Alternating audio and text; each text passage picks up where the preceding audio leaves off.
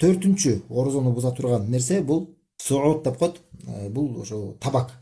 Табак же болбосо ошо выдыхательный табактар болот, жанагындай бир пар болобу же ушундай нерселерде адам дем алат. Мурду менен дем алат, жана ушул дем алуу аркылуу адамдын ушул ашказанына кирет да.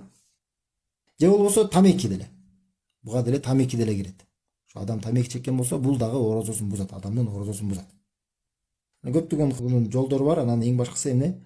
Адам ошо мурду менен дем алабы же ооз менен дем алып, ошо пар сыяктуу бир нерселерди адамдын ашказанына кире турган болсо, бул адамдын орозосун бузат. Бешинчи орозону буза турган нерсе ат-такайю деп коет. Бул атайлап кусуу. Атайлап адамдын кусуусу, ооз толтуруп кусуусу. Манжаларын оозуна ошо тамагына киргизип, ошентип атайын кусса, же болбосо бир жагымсыз бир нерселерди карап да, мындай бир өзүнө бир адамга өтө жакпаган, ушуну көңүлүн айланта турган, жүрөгүн айланта турган бир жаман нерсени карай берип, кайра карай берип, анан өзүн билет да. Ушуну карасам мен кусуу ийишин билет адам. Ошондой кыла турган болсо дагы, бул дагы атайлап кусууга кирген болот да. Бул дагы атайлап адам өзүн кустурган болот. Ушул себептер менен адамдын орозосу бузулат. Эки жол менен адамдын орозосу бузулат атайлап кускан болсо. Ал эми атайлап эмес. Мисалы жол жүрүп кетип баратып, же болбосо бирдеме болуп кетип, бир нерсени көрө калып, эгерде кусуу ийген болсо, атайлап эмес. Бул аны эмне болот? Адамдын орозосу бузулбайт. Орозосу бузулбайт жана кийин казасына толтурбайт. Демек эмнекен кусуунун эки түрү бар. Атайлап адам өзү кусканга аракет кылат. Бул нерсеге тыюу салынат. Бул уруксат берилбейт. Бул орозону бузат. Экинчиси атайлап куспайт, бирок кусуу ийет да. Мисалы өзү каалабаса деле, өзү ошентип каалабастан эле адам кусуу ийет. Бул эмне болуш керек?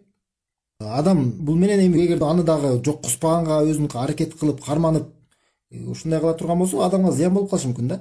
Адамга зыян болуп калышы мүмкүн. Эми кусканда эгерде ошентип эгерде көңүл айланып эгерде кусуу ийген болсо, кусуу ийет. Кайра ошондо өзүнө болгон нерсени чыгарат. Бирок эмне кылат? Орозосу бузулбайт, кийин дагы казасын толтурбайт. Шейх айтат, 6-чы орозону буза турган нерсе бул хижама. Хижама бул белгилүү нерсе. Канды чыгаруу. Алымдар ортосунда талаш бар. Айта кетиш керек, алымдар ортосунда талаш бар. Кээ бирлер айтат орозону бузбайт деп айтат, кээ бирлер айтат орозону бузат деп айтат. Бирок бул жакта Шейх Салих ас-Синди хафизахулла айтат, туурасы дейт, алымдардын сөздөрүнүн туурасы бул орозону бузат дейт. Орозону бузат. Анткени бул тууралуу анык хадис келген. Пайгамбар саллаллаху алейхи вассалам хадис айткан: "Афтарул хаджим вал махджум." Хижама кылган адам дагы, кимге хижама кылынып аткан болсо, ал экөөнүн тең орозосу бузулду деген, ооз ачылды деген да. Демек, орозо кармап аткан адам күндүзү, Рамазан айынын күндүзү ага уруксат берилбейт, хижама кылганга уруксат берилбейт. Эгер эле муктаждык болуп эле, эгерде докторлор айта турган болсо, сөзсүз түрдө ушинтип дарыланышың керек. Бул ооруңан деген ушу хижама менен эле дарыланбасаң болбойт. Сөзсүз түрдө ушуну колдонуш керек дей турган болсо, анда бул жанагы вскрытие вена деп коет, фаст деп коет, ошондой сыяктуу кылат. Бул жөн эле адамдан канды чыгаруу.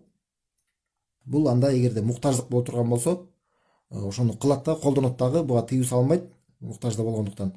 Бирок кийин ошо орозосу оозу ачылган болот, кийин анан ошо күнүн казасын толтурат, казасын кайра толтурат. Эми буга чейин айткандай, бул өзү талаш маселе. Эми жакшыраагы адам ошо күндүзү эңгөрлөр, кээ бир алымдар бар, орозону бузат дегендер бар. Ошол себептүү адам күндүзү хижама, Рамазан айы күндүзү хижама кылдырбай эле койгону жакшыраак болот. Эми бул ошол орозону буза турган нерселер болду, жолдор болду.